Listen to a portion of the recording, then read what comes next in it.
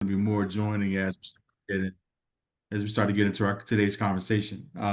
But today's session is really about, discussing some of the contributions of the enslaved at Montpelier and really looking at what we refer to as kind of the intellectual prowess of the enslaved that they often don't get credit for.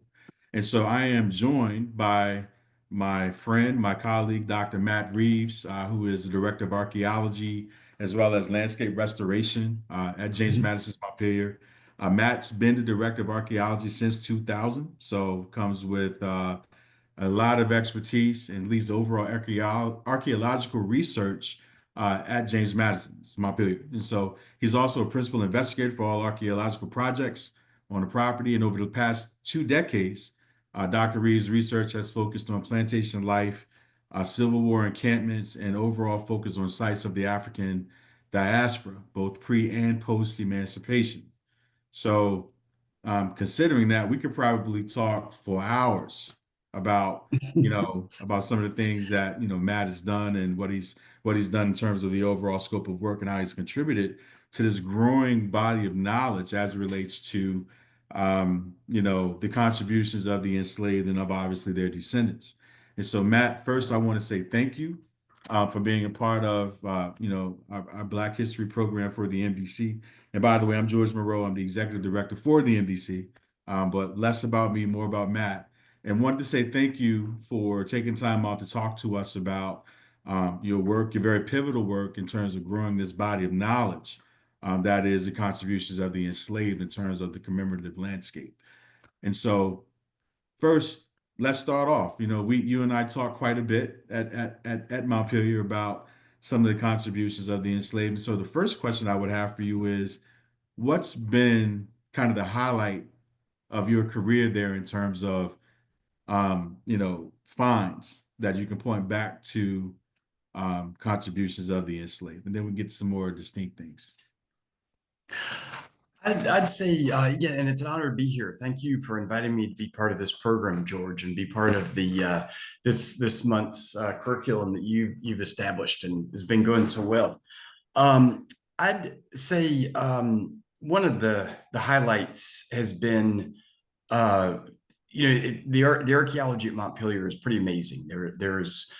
We have over 2,650 acres at Montpelier, and it's some of the best preserved landscapes in America, like in terms of during the operation of the estate within the 2,700 acres, there's probably 400 acres of woods, but today there's 1,800 acres of woods. So over about like 2/3 of the property is wooded. And most of that area became wooded after Dolly Madison sold Montpelier in 1848 and so in 1844 and sold the enslaved community. And so fields turned back into woods and the sites were preserved. And for years we've surveyed these sites and found them. And it was when we started intensively working with the descendant community that we started to develop questions that really turned us to, what exactly what you just said, George, is what is the intellectual contributions of the enslaved? And once we started, reading between the lines of, what we'd find a site where there seemed to be some unique innovations that had happened in terms of, the like the drainage canals in the Eastwoods and landscape features where the train had been terraced and it obviously that it had never failed, but then there's nothing in the documentary record that says how that happened.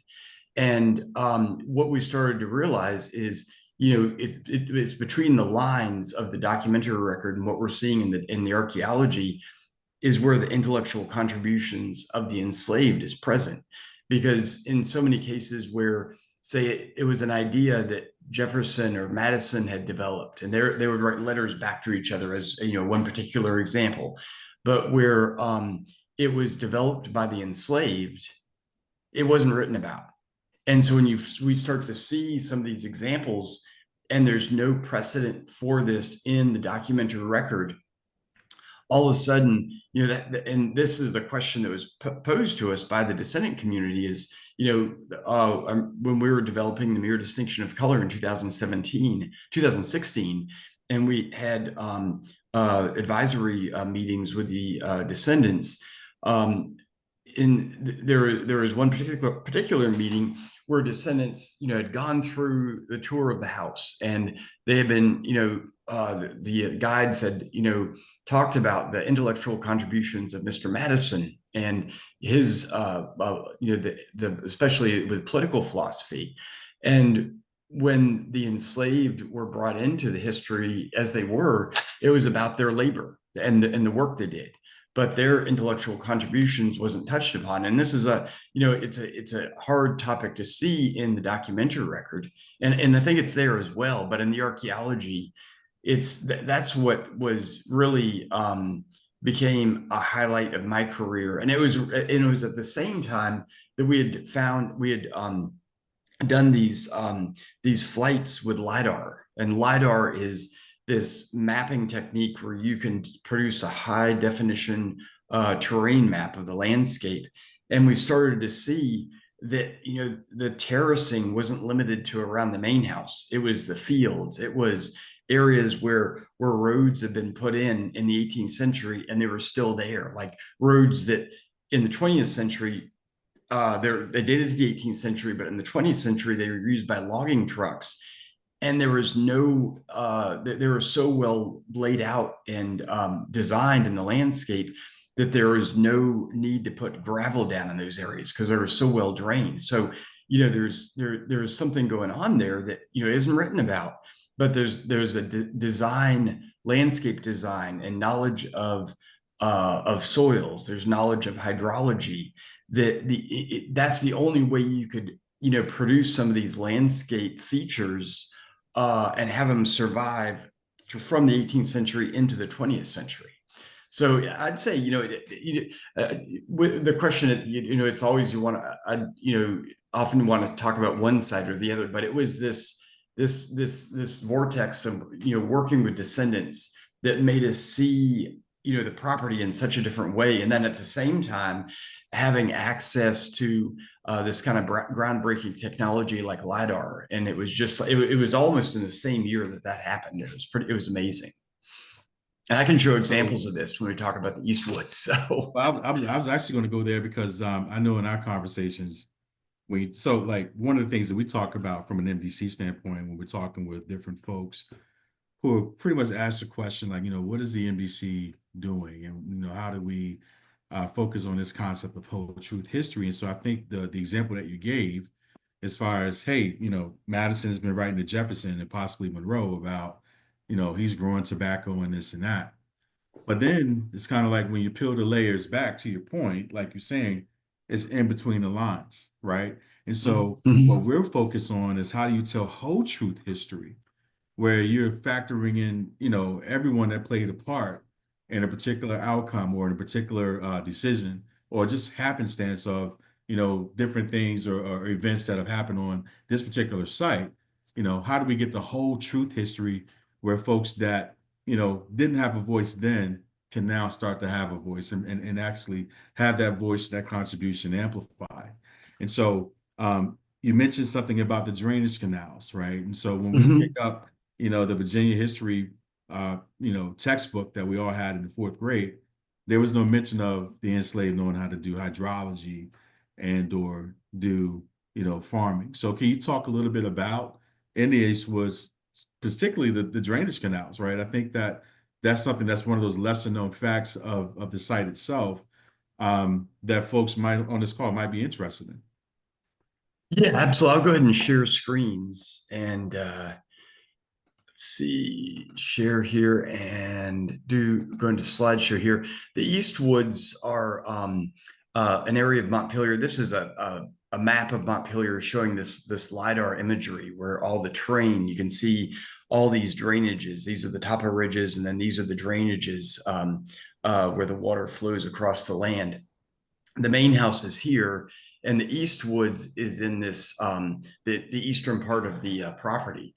and all this area is woodland. And when we started doing some of the surveys, what we were finding is, all the evidence with the LiDAR of all sorts of things, from property lines to field lines to road traces, like down in this area. And then in many cases, what we started seeing was evidence for erosional trenches that were on the slopes. And one of the things that when we started doing surveys in the East Woods is we started finding a whole farm complex in the East Woods dating to the 1820s, and this is what the East Woods looks like today. It's wooded. It's a mature hardwood forest that dates to around 150 years old. And what we started finding when we did metal detector survey in this area is we started finding buildings. But what was incredible is that there are several buildings that we found dating to the 1820s that, based on the artifacts we were finding and their position on the landscape, were likely tobacco barns. And we know that by the time you get to the 1820s, the ability to grow tobacco on these upland areas is completely lost because all this area is eroded. And the only place where, if you've got a tobacco barn here, it means the tobacco fields are quite close. So the question remained is, where are these tobacco fields? So we started looking at the terrain. And one of the things we noticed is this is the top of the ridge right here for one of where the trail comes down to walk down to the East Woods. And on the sides of these slopes are these massive gullies, these erosional gullies that only form where you have massive soil erosion. So when these were open fields and you had these areas being plowed in a way that wasn't with contour plowing, but was directional, where meaning that the enslaved were plowing across this area, the water in a fresh or a heavy rain would channelize, run down these slopes, and then carry all the soil into these bottomlands. And it's when we started to look at these bottomlands, we realized that these bottomlands had these drainage canals dug into them. So all these streams in here, see how they're a straight line? All these have been channelized. And furthermore, when you look at the area around these streams with a LiDAR, you can see all these slight lines in here. These are the last set of plow furrows that were in this area, probably from the time of the 1840s, 1850s, based on the age of the trees when these were last time these were fields. And so all of a sudden, we started to have an answer about where these tobacco fields are. And what tobacco needs to be successful as a crop is a very nutrient-rich but well-drained soil. And when you think about bottomlands, you don't think about well-drained soils. Like you think about it'd be marshy and you'd have wet areas. Tobacco wouldn't grow in that. And when we started talking with Hillary Hicks, who's the historian at Montpelier, she noted that in the 1820s, Madison writes that the only successful crop he's able to grow, and I'm using that metaphorically, he's able to grow, because a lot of time the planters are writing about these crops like they're growing them, but we know who's doing the work on this, is tobacco. And so the question is, where are these tobacco fields? And so they're in these bottomlands. And what allows these bottomlands to be drained are these double channelized streams. And when you start looking at the structure of these streams in this area, you'll start to see all these odd shaped ditches that are dug into these areas. And today, when you look at these streams and these bottomlands, they're still well drained. Like the channels in here, they're still open. And about this time, Madison is writing a friend of his who owned a plantation out by Keswick, and he was writing him about how to create these drainage canals in bottomlands for growing crops and not have the sides of the banks overflow and wash out. And what his friend writes him back and says is, you need to put these streams underground and have your hands, and this is what how the gentleman refers to the enslaved, have your hands put stones over these and then bury them so that they never wash out. Well, in this case, what we've got is that did not happen here. So Madison never writes them back. There's no solution that looks like it is offered. But when you look at the Eastwoods, there was a solution. And when you begin to look at this solution, it's developed by somebody that knew where the major washes were coming down, how the water was flowing in this area, why, the development of these stream systems where the streams carry more water than ever could be delivered in a rainstorm, and that's why they don't erode. That's either you'd have to either have a hydrology map of the area or know the land well enough from generations of working this. And when I say generations of working, by the 1820s, there are at least 4 to 5 generations of enslaved farmers who have been at Montpelier, and this knowledge will be passed, from parent to child. And it's this working knowledge of the landscape that allowed the enslaved to develop this drainage system. And the only people that would know about how to do this, in terms of knowing the land well enough, would have been the enslaved. And so when you start looking at these landscapes and the work of the enslaved as a conversation between the enslaver, the Madisons, and the enslaved, it gets into exactly what you're talking about, George, which is this whole truth history. This wasn't just a one-sided relationship where Mr. Madison was providing all the ideas and the enslaved were, as Madison's contemporary writes about, just hands that don't have a mind connected to them. These are minds that were working together. And when you start looking at this in all aspects of this daily life, all of a sudden, the explanations, the history that you begin to develop is so much more interesting and so much more well-rounded, and it makes so much more sense, and it's so much more inspiring. There's this term that I've heard, something called hidden in plain sight, right? So, say for example, you have folks that are walking the trails, and they're in the East Woods, and they come across this site. Had you not provided the background that you just did, then the average person might consider, "Oh, that's a nice little creek that's flowing through the woods there," and probably pay it no mind, right? Mhm. But when you think about the fact of, hey, these are drainage canals. In fact, Matt, how long are those parallel drainage canals? They run anywhere from a quarter of a mile to a third of a mile. And what we found is when you look at the maps of Montpelier, pretty much all the streams have been channelized. So, George, when you drive, let's see, when you drive up Laundry Road, Hmm. that road that goes straight as an arrow, and there's a stream that's running straight as an arrow, that's channelized. And that was not channelized in the 20th century, by DuPont workers with mechanized equipment. That was absolutely channelized in the period of enslavement. And when you look at maps, those streams are always in that flow and direction. So that's impressive, right? So this is not just simply digging a straight line. This is about knowledge of the landscape. It's about having an understanding of water tables, even to even know like the size and the width, of how water should flow out and push it out.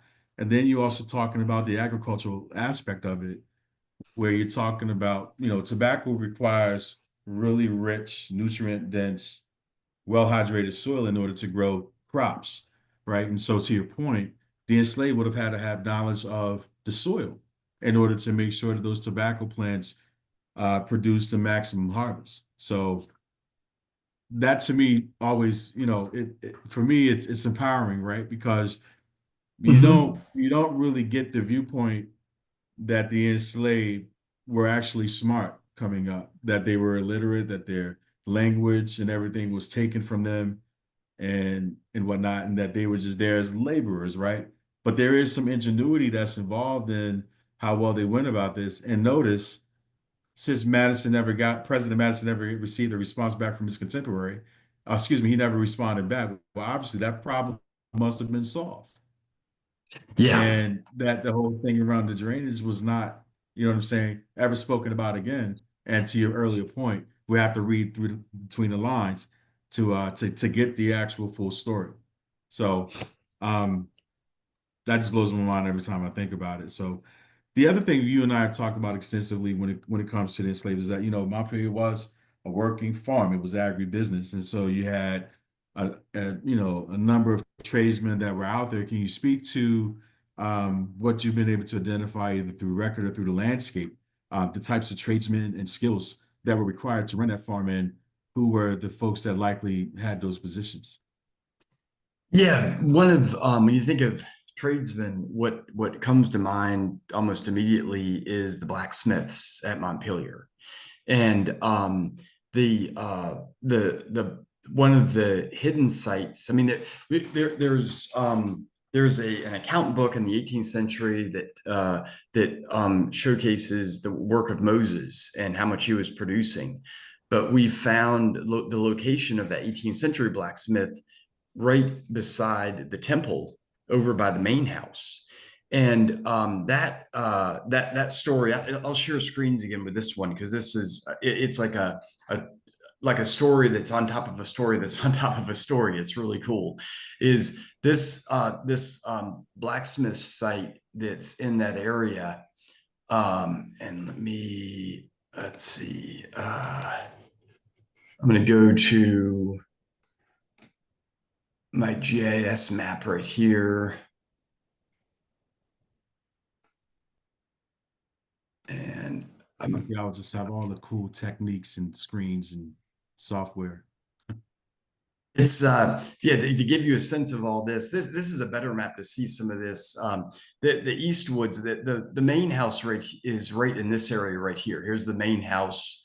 Here's a better picture of the oh my goodness, I got to click on the right one that shows the house as it is today. There we go, main house as it is today, right there. And the Eastwoods that we were just talking about is over in this area right in here.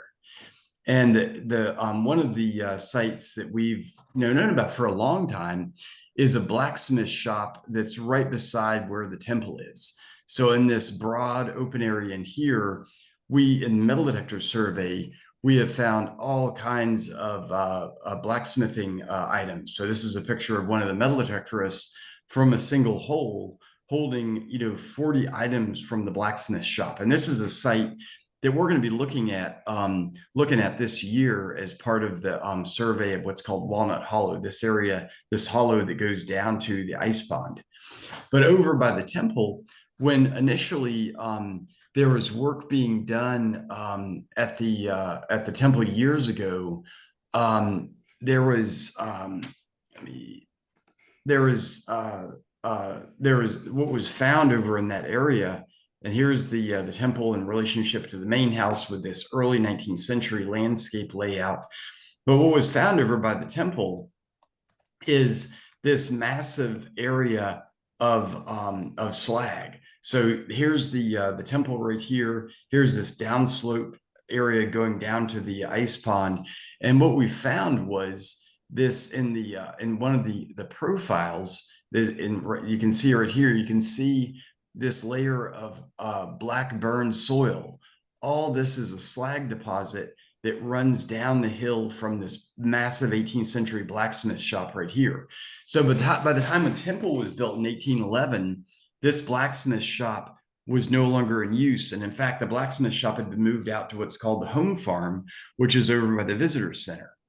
But the story of this blacksmith shop doesn't end there. It's, because what happens is the temple is built in this area, and there's a massive 25-foot ice house that's that's put in underneath the temple. And one thing that's unique about this ice house is that the bottom of this ice house is bone dry. It's so well drained. And when Jefferson writes about how with the ice house he was having groundwater incursions. The melting ice would fill the ice house with water. But the design of this ice house is such that it's situated on the landscape adjacent to this gully. But this layer of slag acts as basically like a French drain to drain this water away. And so who would have known about this the you know the quality of this slag deposit, draining away the water, more than likely would have been the enslaved. So it begs the question, why is the temple where it's at? You can look at this, and I'll get into the blacksmithing in a second, George, but the placement of the temple, it is, when you look at this on the landscape and you start looking at, early 19th century, late 18th century Euclidean geometry that goes into these landscape designs, you'd think, well, this is a product of, Madison's, neoclassical training and, understanding, the layout of the house and, developing these ideas on paper. But the position of this temple on the landscape was determined by the position of this gully that allowed the ice house to drain. So even in the formal landscape, there you've got evidence of, reading between the lines and being able to see, literally, there was probably a conversation that happened. Madison was, wanting to have this ice house below the temple, or, who knows how that conversation went. But the topic came up is like, how do we keep this ice house drained? Or, maybe even more so, Madison talks about wanting to put an ice house on the landscape. The enslaved individual who's planning this with Mr. Madison knows the enslaved workers and landscapers at Monticello, and really, knows what a nightmare it is to keep that ice house at Monticello drained. So there's a conversation that's had where there's a suggestion made to put the temple here, and this temple is basically the cornerstone for the formal landscape. And so all these, and this goes from the landscape design into the actually masonry in the house. All these would have been conversations that happened. And so, like to get back to your point, George, about blacksmithing, the blacksmiths at Montpelier, they're some of the most tangible evidence for the skills of the enslaved can be found with blacksmithing, because we can actually find the iron objects that the blacksmiths produced. But when you start changing your focus on reading these landscapes, you can literally see, the contributions of the enslaved on this landscape. So, for example, when you start looking at the landscaping around the main house, you've got this one feature, the formal garden, with this massive terracing. And this terracing wasn't produced in the DuPont period. This was produced, put here in the 18 teens by enslaved landscapers. And these slopes are close to 45-degree angles.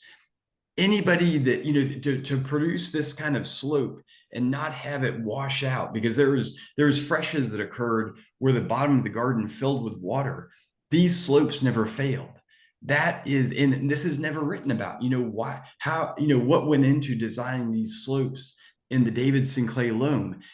And I would venture to say the reason why it's not written about is because it was done obviously with the hands of the enslaved, but with the minds of the enslaved. And by the time you get to 1810, you've got a group of people that would have had amongst them experts in the hydrology, experts in the soil, experts in how to do cuts and fills and make it so that these don't fail. And you might ask, if you were enslaved, why would you want to make, this terraced garden work? Why would you want to make the, Madisons have wealth in the tobacco fields? Well, for one thing, if this slope failed and it burst out, who's going to be doing that work on top of all their other work? It would have been the enslaved. And then also, by the time you get to the 18 teens, this is a time period where, the enslaved are seeing other plantations like Monticello, where the community is being broken apart and sold. And the individuals that are sold first are those laborers that can be sold and are of prime working age, but also folks that are not absolutely critical to the operation of the estate. So if you are a member of the enslaved community and you know how this farm is supposed to operate, you're going to be the last person that is going to be sold, because when you're sold, basically, the functioning of that the farm goes with you. And there's a chilling example of this with Suki. Suki was Dolly Madison's personal slave. And Dolly writes, and this is Suki was Dolly's personal slave for close to 40 years. And she's with Dolly in DC in the 1840s. And Dolly repeatedly catches Suki stealing from her. And Dolly writes her cousin saying, you know, I found Suki stealing again. I wish I could sell Suki, but no one knows me like she does. So Suki's protection in this was, from being sold, because she had her family didn't not want to be sold. Is she knew all of Dolly's needs and was the one person that could satisfy that. So Dolly was unwilling to sell Suki until much later when things got very desperate. And so this, and I'll stop sharing screens here. These aspects of the intellectual contributions of the enslaved starts getting into some of the complexities of enslavement and how power would have been negotiated by the enslaver and the enslaved. And it just makes it much less of a passive experience and of the enslaved, and seeing people for more than just being property, but being active agents in determining their own future. And there's there's another example on the site I'll show in a little bit that really documents that. But I don't know if I went way around your answer, George. And no, that was great actually, because one of the things that I was also interested in is the iconography of the Liberty Temple, right? It's like if you think about Americana, you think about its view within American culture, with the dome and the pillars and whatnot, and so a lot of that is attributed to Madison, right? You look at, for example, the logo for James Madison University, right? And yeah, but how many people, when they look at that Liberty Temple, realize, for example, the significance of an ice house being underneath the temple, and then of course the relationship of the Madisons and how they were able to store ice there from the ice pond. And then of course, when you look, if you go on site even today, you can still see that path that leads from the ice pond all the way up to the temple, right? yeah. So when you think about, again, being hidden in plain sight, you think about who potentially built that structure, who's maintained it, um, who's made the corrections. Not only just the enslaved, but descendants of the enslaved as well, making updates. So it's kind of like that to me has always been an interesting part. And so when we think about the role of the embassy in whole truth history and telling of that history, like those are things that need to be shown, right? This image is shown all over the world, but the minute details in terms of how it got there, the unique purposes behind the temple, and even that piece I just learned just now, like 5 minutes ago, when you were talking about the deposits from the blacksmith and how that actually Mhm. helps shape how water's being drained out of the temple is amazing to me. So yeah, so I think, your response is spot on. There's another interesting aspect of the temple that can't be explained from the documentary record. The mason for the Madisons during the time when the temple was built, this is in 1809 for building the wings, was a man called Hugh Chisholm. And in 1809, Hugh Chisholm was at the height of his alcoholic career and at the bottom of his career as a mason. And the wings, when we restored the main house, the wings were basically falling apart. And that we had masons that had done work at Poplar Forest, who Hugh Chisholm also worked at right before he came to Montpelier. They immediately recognized Hugh Chisholm's work. The brick was coursed improperly. There's signatures of his work that they could see in this house. And actually, the house had to be stuccoed in the 1840s because the wings were failing. The brick was falling apart and the mortar was falling out. Now, when you look at the temple and the ice house, it was built 2 or 3 years later, in 1811 and has none of the problems that the main house has. In fact, Mm. there was we had an earthquake in 2011, and so the engineers, when that earthquake happened, we had just finished the restoration of the house 3 years before that. They said that if we had not done the restoration of the main house, there are parts like the wings and parts of the portico that would have fallen down. But the temple had no problems at all, and actually the structural integrity of that temple, it speaks to that there was someone else doing that masonry work other than Hugh Chisholm.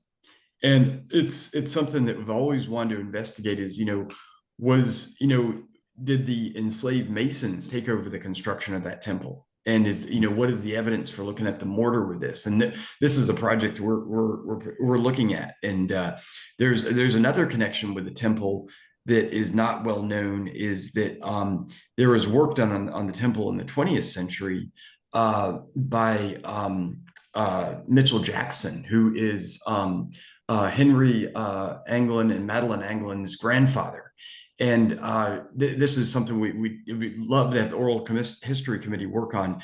There's one gentleman who recalls that when he witnessed Mitchell Jackson redoing the dome of the temple, and he never saw such amazing carpentry than what was done by Mitchell Jackson in that process. And this is something we were just talking about today with the this project to finish the restoration of the temple is like, and you brought this to mind, George, when you were talking about the continual presence of descendants at Montpelier, and during the DuPont period as well.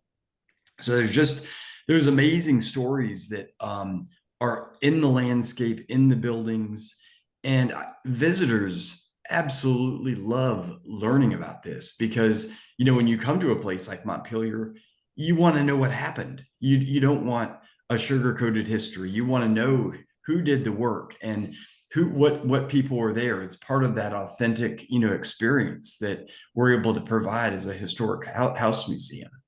And it's what's really amazing is when you have folks that come on our expedition programs, and many MDC members have been in these programs, is making these discoveries and understanding how we know what we know is a whole nother part of this history that makes the history so relevant and come alive. And we've been so fortunate to have so many people come through the programs, and many people that are on the call today. So Awesome.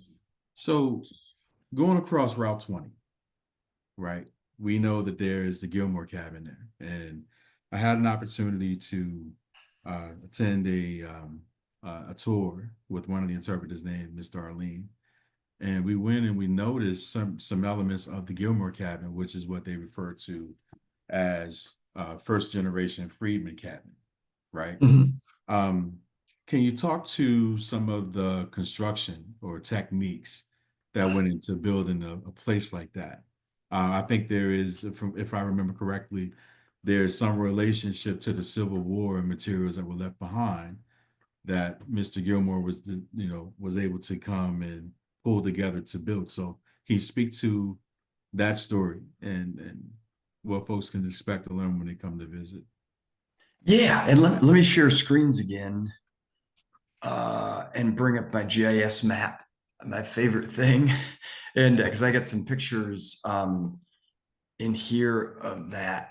And let's see, Montpelier map. So like you were talking about, George, so here's the main house, zoom out, here's the 2,700 acres that make up Montpelier today. Here's Route 20. And years ago, when we started doing work on the Gilmore cabin and then later on restored the train station, there was one of the board members that recounted that when you go and visit Montpelier and then you go back out to Route 20 and you cross the railroad tracks and get on 20, the other side of Montpelier has this whole other story to tell, which is the legacy of the Constitution with the Civil War encampments, the Gilmore cabin, and the train station. And with the Gilmore cabin, one of the the site of the Gilmore cabin is one that we is one of the first buildings that was restored at Montpelier in beginning in 2001. It was restored before the main house was restored. And one of the things that we discovered about the Gilmore cabin is the logs making up the cabin were cut in 1872. And we know the Gilmores were here by 1867 based on Freedman's period documents. And when we did the dendrochronology on the cabin, what we assumed is we were going to discover whether it was 1866, 1865 when these trees were cut. But surprisingly, when we did the dendrochronology on the cabin, what we discovered is that these logs making up the cabin they were cut after the 1872 growth season. And so what that meant is that for 5 years, the Gilmores were living somewhere else. And that's where this picture, it's a 1910 photo of the Gilmore cabin showing a smaller structure in the backyard. And when we did archaeology on this structure, what we found was we found a chimney base and found footers that gave an outline of this structure. But we also found were these Civil War encampments. Like, for example, this is a chimney for a Confederate hut site.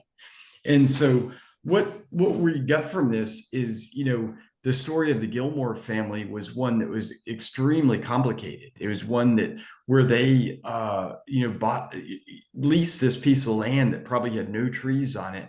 And it took them 5 years to buy trees. These trees that make up the cabin are chestnut oak that don't grow in this area. And that these trees are 70 years old. So the dendrochronologist in working with some of the foresters, it became clear that they had to bring these trees in to build the cabin. So it wasn't just a matter of going out into the back and cutting down trees and then building this cabin that they lived in, from 1872 up until the 1930s. This was a long, very involved process to build this house and build a home that would have been larger than they would have ever lived in during enslavement, and really symbolized their, how they wanted to present themselves as a freed family. And so it's, there's the work that went into building this cabin, but then there's, of cutting the logs, but more so there's the work that went into actually buying the logs. There wasn't, for the Freedmen's period, almost so much was set against freed families, buying land that was 3 to 4 times the price that would be charged a white family, economic opportunities that were slim. And, it was what we've got from, looking at these sites is that there had to be a lot of ingenuity and thought put into creating these farms that freedmen's had. And if we have time, I'd love to talk about evidence that we found for how families at the end of the Civil War were escaping freedom and going to Union lines. And we've found a number of sites across the property. And in fact, this one I'll talk about is in the Eastwoods, and the remotest part of the property, all the way on the far end of the property. We found a evidence for a cabin. It's this site in the woods with a black locust tree growing on top of the chimney base. And what we found in doing the excavations at this cabin were Civil War artifacts that gave evidence that by the winter of 63 and 64, this home had been abandoned, and Civil War troops are using this for shelter. And these are Confederate troops, and they wouldn't have used this unless there was no one living in this cabin, and it's being lived in up until that point. And so what we're thinking is that families were escaping across the Rapidan River and then going up to Culpeper, where Union lines were, to achieve freedom, to this ultimate act of citizenship, of putting themselves into the hands of Union soldiers and they were probably told that if they went to Union camps, horrible things would happen to them. But the choice between that and continuing to live under slavery, that choice is made. We found about 5 of these sites that have evidence for this. And so these sites of self-emancipation are ones that are just really, the stories that are there, especially for being the home of James Madison, father of the Constitution, the author, working on the Bill of Rights, who would have enjoyed those rights in the day would have been white males who owned land, and how the enslaved before the 13th, 14th Amendment, 15th Amendment were taking their lives and their liberty in their own hands and escaping the Union lines. And having this be present at Montpelier, it's a story that needs to be told, and it fits in with all these other stories in many and really varied ways.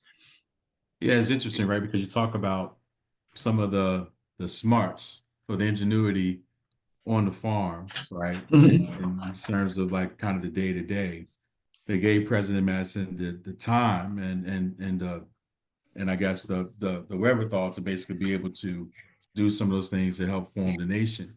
But then you also talk about kind of like determining your own freedom and determining your own outcomes, right? Knowing where the Union forces are for number one, and being able to have knowledge of the landscape and directionally knowing how to get there, right? Because obviously, Yeah. your overseers weren't going to tell you where they were.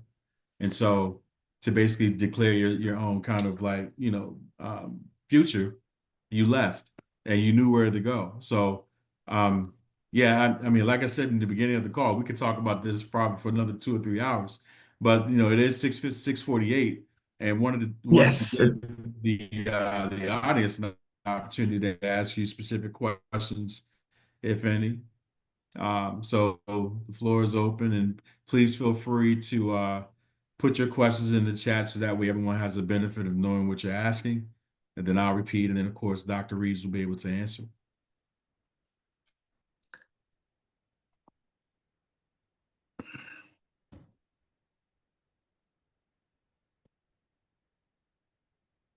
So I guess while questions are coming in, there is another major significant work that your team has been involved in, and that is around the concept of memorialization. So I know that you have spent, and you and the archaeology team have spent quite a bit of time in terms of researching the enslaved burial ground, and then of course finding some discoveries there. So can you talk to some things that you've seen as part of your research, and of course, um, you know, um, uh, exploring the boundaries and whatnot and of the burial ground? Can you speak to things that you might have seen and glean some information from? Yeah, the main thing with the burial ground is, for years we knew about the burial ground from 38 depressions that had associated quartz and greenstone fieldstones, and it never made sense that there would only be 38 graves at the burial ground, given that the Madisons would have enslaved over 300 individuals. It would have been closer to like 200 burials that would have been at Montpelier. And when we did GPR a number of years ago, we found that the burial ground was 10 times the size of those 38 burials. And so, when you stand at the burial ground and you understand the size of this cemetery and compare it, say, to the Madison family cemetery, it's so much larger, but it's also nearly invisible until you start looking for subtle clues like periwinkle. That it's one of the largest periwinkle patches at Montpelier for a reason. And there's another aspect of archaeology that with vegetation that we're always very interested in, is how the vegetation reflects the contributions of the ancestors. And that's one thing that I think the burial ground is a huge resource for. Is it's one of the only areas of Montpelier that's never been plowed and never been disturbed, and probably has vegetation that not only dates to the period of enslavement, but even before, but also could have been an area that the enslaved curated vegetation, because it was one of the few areas that was not being plowed. And so, it's another one of these hidden, sets of history that is there. And we've done very little archaeology in the burial ground, because, when we did the work for the memorial last year, we were looking for where the burial ground was not, so we could plan, give us area for the memorial to be built that wouldn't disturb the area of the burials. Mhm. So the size and extent and just that vegetation that magic connector to the enslaved.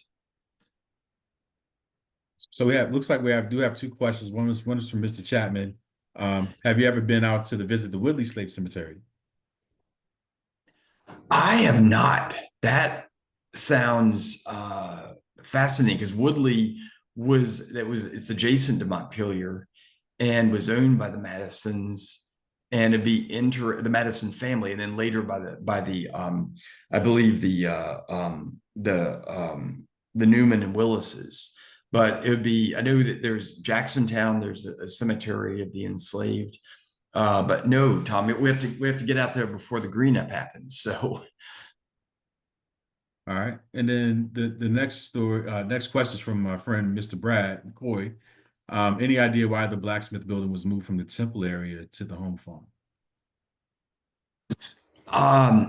probably an act that made James Madison, President Madison's father, roll in his grave, because that blacksmith shop over by the temple was the economic backbone of the plantation. And it what President Madison and Dolly Madison were doing was expanding the area of the formal grounds around the main house.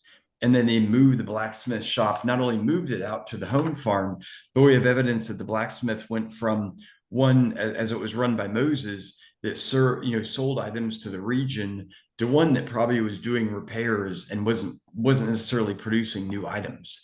And then, during this time is when Madison, drives the plantation into debt, and then leverages the enslaved community as collateral to get loans, and then finally has to, sell the community to pay back those loans. So it's a So there's another question yeah. that's pretty interesting. I'd like to get your thoughts on this from Miss Veronica. So could it be that self-liberation was linked to the Underground Railroad network? Wow, that's an amazing way to think about the Underground Railroad network. And the two, I mean, by the time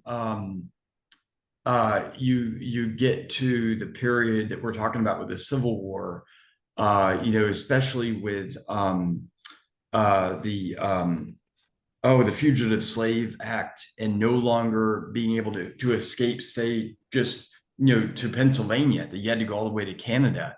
It would have made there was the idea of finding liberty and finding freedom was always at the core of the lives of the enslaved. And there, Hassan Jeffries, who's the chair of the board, he gave a talk about concepts of liberty and where they came from. And you think about he said, what he said is, like, you think about who would have thought more about liberty. If you have liberty, if you not only have control of your own life, but you have control of other people's lives, as compared to if you're enslaved. It's like if you're hungry. If you're hungry, all you're thinking about is food. If you're enslaved, what you're going to be thinking about is liberty. And so that those concepts that Madison creates, it's no accident that these concepts of American democracy come from enslavers, from folks that were living in Virginia and owned these large farms, because these were undoubtedly conversations that were happening, and to control people like that, you've got to, you're thinking about how to restrict freedom. It's like, these conversations branch all aspects of life, and including constitutional democracy. Yep. So Ms. Barber also asked another great question, and that's around kind of the documentary evidence that President Madison may have loaned or hired out his enslaved to acquire skills needed at Montpelier. Any thoughts there? Yeah, definitely. He loaned and had slaves work with some of the the French chefs like at Monticello to learn different types of cooking. You know, Madison's father, James Madison Sr., was constantly jobbing out enslaved individuals as skilled craftspeople, and in many cases that's where they would be using their skills to work at other plantations, but would probably bring skills back with them, and but also be training other enslaved, because I would imagine like for a skilled enslaved individual to be loaned out, it would probably be to be supervising other enslaved individuals and teach them skills of carpentry, blacksmithing, landscaping, all these combined. So somehow the whole thing that they would say that they were devoid of intelligence and humanity somehow comes out to be a huge contradiction and a lie for the most part, considering all of the, anecdotal evidence that we have. It shows how they much Mhm. contributed, right? So it's 6:57. And so Dr. Reeves, I'm going to give you another minute to have if you have any closing thoughts as far as, some work that you had possibly going on in 2025 that will hopefully draw additional folks into your programs like the expeditionist program, so on and so forth. So here's your opportunity for a pitch. All right. Yeah. Thank you, George. You know me well. Yeah, we are so excited to be working at by the temple, where for years, when we had done work at the temple, we knew about the blacksmith shop, but there was no knowledge of a set of homes of enslaved families that date to the period of the 1820s and 1830s. So when you think about the temple, its background is woods and then the slope that goes down to the ice pond. But from what we found with metal detector surveys, there were at least 3 to 4 homes in that area. And so we're going to be exploring those and understanding more of who was living there, what type of structures were there, what that area would have looked like, but then also doing some explorations of that 18th century blacksmith shop as well. So it's going to be, it's in an amazing location right by the house. We're really excited to be back, in areas where visitors have easy access to come and see what we're doing. And it's going to be a whole different, set of archaeology up in that area. We haven't been excavating at the main house area since 2018 when we finished work in the South Yard. So we'll be a lot closer to the guides and everybody else. So Awesome. So want to thank you, Dr. Reeves, for a great conversation. Like I said, this was just probably just scratching the surface of this kind of conversation. So hopefully there'll be more for us to kind of delve into in the future. And I want to also thank everyone who had an opportunity to attend tonight's session. Thank you for those that have attended multiple sessions during our kind of Black History programming. And so please learn more about what we're doing. Go to montpelierdescendants.org to take a look at things that we're focused on and to learn more about our goals and our visions and our objectives. So thanks everyone. Have a great night. thank you for having me here, George. Thanks so much. Awesome. Bye, Thank you. Brad.